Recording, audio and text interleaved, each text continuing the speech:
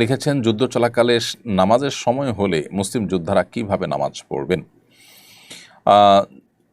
নবী করিম সাল্লাল্লাহু আলাইহি ওয়াসাল্লামের সময় যখন সম্মুখ সমর হতো, সেরকম কোনো যুদ্ধের মুখোমুখি যদি মানুষ হয়, এদিকে যুদ্ধ চলাকালীন সময় নামাজ পড়তে গেলে জীবনহানি হবে, এরকম যদি পরিস্থিতি তৈরি হয়, তাহলে সেক্ষেত্রে যুদ্ধ শেষে নামাজ পড়লে চলবে, যেমনটি নবী সাল্লাল্লাহু আলাইহি ওয়াসাল্লাম খন্দকে করেছেন।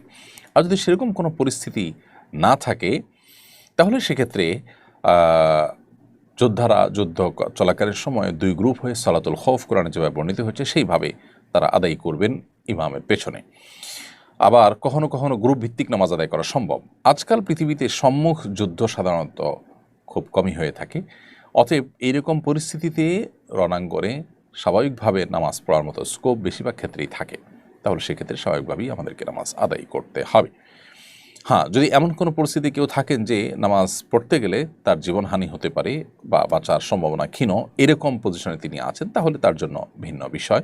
অর্থাৎ তিনি হয় পরের যুদ্ধ শেষ করে নিরাপদ হয়ে নামাজ পড়বেন, আর না হলে সালাতুল খৌফে যাবেন।